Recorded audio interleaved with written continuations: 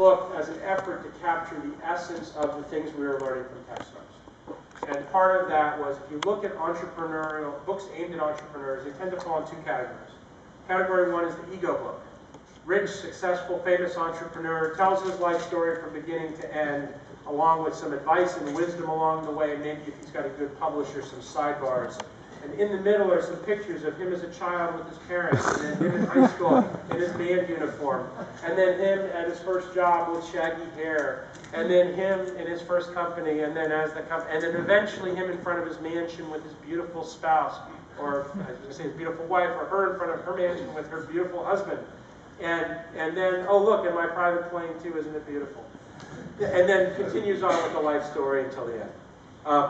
Those books are useful, and some of them are actually quite good, but there's only so much you extract from that kind of a story. And actually, you know, after you've read enough of them, you're kind of done. The other book is a consultant book.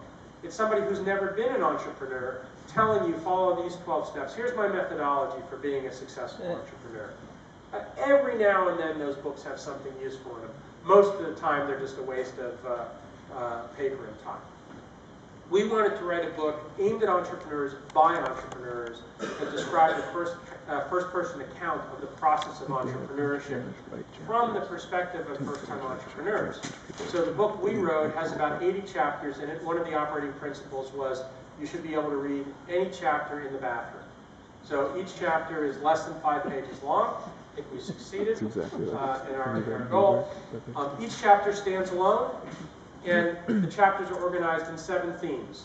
And the themes are idea and vision, product, execution, people, financing, legal, and work-life balance. So you got a dozen or so stories, and of those stories, about 80% of them are written by mentors or entrepreneurs who have gone through TechStars, and the other 20% were written by either David Cullen, who's the CEO of TechStars, and myself. And then we took all of that, edited it very heavily, rewrote quite a bit of it, but tried to preserve the voice, organized it, wrote a bunch of connective tissue, and hopefully have created something that is not just useful in this moment in time where entrepreneurship is kind of having a resurgence, but has some durability because we think we really captured the essence of what's going on in very early stage companies.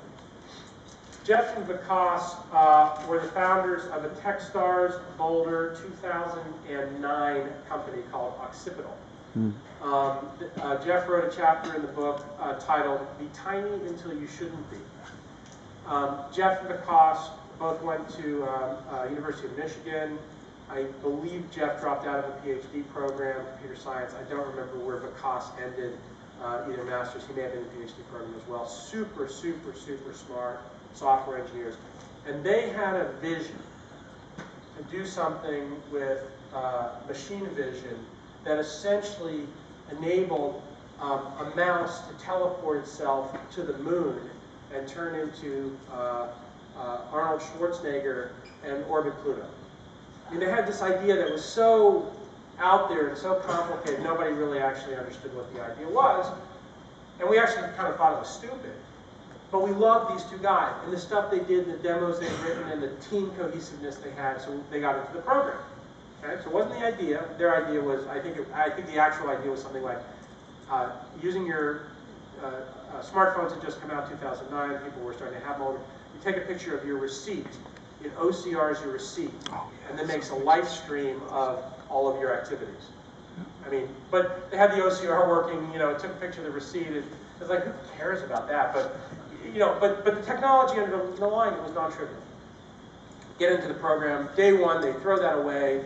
And they say, what we're going to do is, with iPhone, this is back before the cameras were particularly good, take a picture of something, and you can take a bunch of pictures, and we'll use the GPS and the positioning, and we'll figure out, we'll composite the picture, and we'll make a timeline of the picture, so if you're walking through campus and you just take pictures, you get a nice timeline of it. They spent a lot of time doing this, and interestingly, the compute power that they actually needed to do all of their machine vision stuff didn't work on the phone. They had to do it on a computer. Not only did it not work on the computer, on the phone, it didn't work on a laptop. They were lugging around, a high-end desktop everywhere whenever they gave demos to people because they just needed that much compute power. It was only a couple of years ago, but it was, it's telling in terms of that curve. Went through the program, learned a ton, great guys, very engaged. very smart, and so sort of typical, and I bet there's, you know, there's at least N of you out there.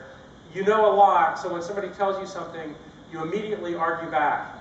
And if that person is not able to argue back with you, you discount their feedback. And if they argue back with you, you hear it. That's Jeff.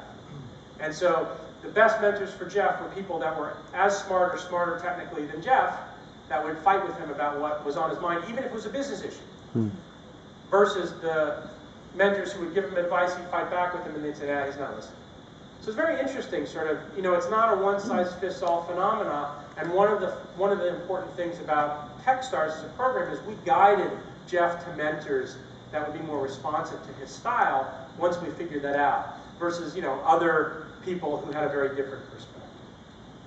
Get through the program, they had a pretty fun demo on demo day as they lugged their, you know, tower computer around or whatever it was, and they went off to try to raise a couple $100,000 post-program, and they were unsuccessful. They couldn't get any of the investors to fund. Everybody liked these guys, but nobody understood what they were trying to do. And nobody really got what the business opportunity was. And they were so dogmatic about what they were trying to do that they couldn't sort of move with it. In the meantime, in that TechStars class 2009, I think 6 of the 10 teams raised money within 3 months of the end of the program, $250,000 to $1 million. So they were sort of this team that was struggling. And I think 3 of the teams blew up. So you had 6 that raised money pretty quickly, you had Jeff and Vikas, and you had some things that disappeared. So Jeff and Vikas, fortunately, they're both skinny, and they don't eat very much. So they were able to survive without very much money, and they kept grinding away. I remember having a meeting with them, so TechStars ends at the end of summer. I had a meeting with them, I remember it was like end of January, beginning of February, about, you know, this time in 2010. I've got a year wrong. They were 2008, class of 2008, so this time in 2009. And they were talking about this idea of doing an application on the iPhone. They were working on it where you pressed the button, it took 4 pictures and did image analysis, best picture, threw away 3, saved 1. And they've been working on it, and I said, you know, we just stop working on it and just ship the damn thing. Just put it out there and see if anybody cares. I'm like, no. I mean, it's Thursday. On Monday, I want to download that thing. You can't do it from the App Store. It takes 2 weeks. I don't care. Like, don't tell me why you can't do it. Just do it. Get it out. And they heard it. Of course, they solved their problem a different way. They made it so it only worked on jailbroken iPhones. So they limited their audience as a way of solving the problem. But they charged $10 for this thing. And they sold $100,000 over the first 30 days. Wow. And they went out to a really nice meal. And they learned a really powerful lesson, which was just ship the damn thing.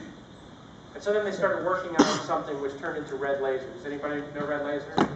Anybody ever scan a barcode on their iPhone? You're probably using Red Laser. There's 1 or 2 other things, but if you pointed your iPhone at a barcode, not taking a picture, and it scanned it, you're probably using their engine. Over the course of the next 6 months, they sold $2 million worth of that at $1.99 a shot or $2.99 a shot. Now they got a bunch of money in the bank.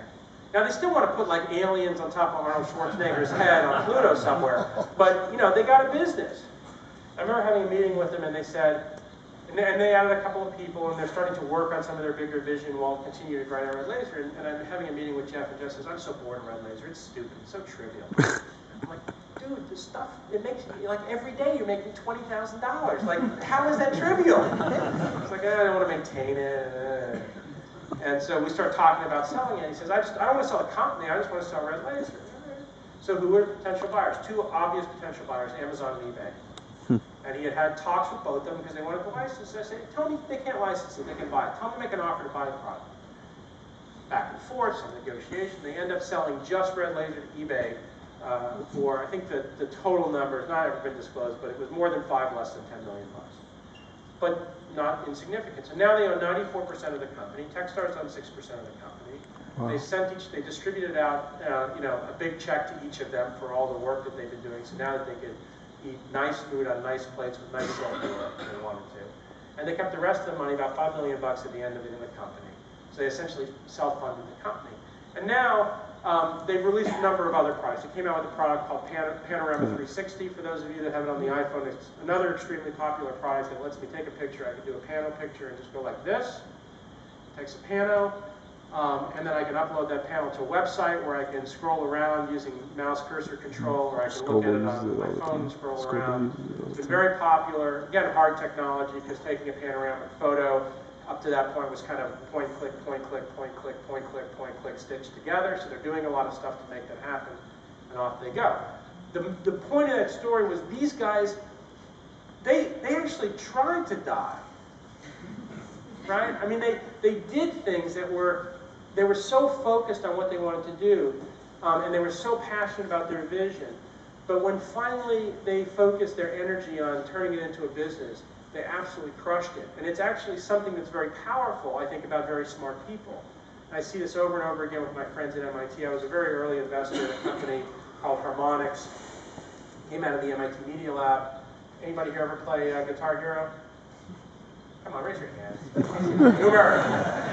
And these guys created the software behind Guitar Hero, and then they ultimately got bought by MTV, and then created a product called Rock Band, which was hugely successful. It took them 12 years. First 10 years, they just sort of stumble-fucked around. We're doing all right. I get reports from them. We made $2 million this year and lost $200,000. We just released this video game and 9 people bought it, but at least Sony paid us in advance. They kept us in business for another year. And then they had this product, and it was a function of a bunch of things connecting at the same time, but also their cumulative experience as being, incredibly smart and focused entrepreneurs.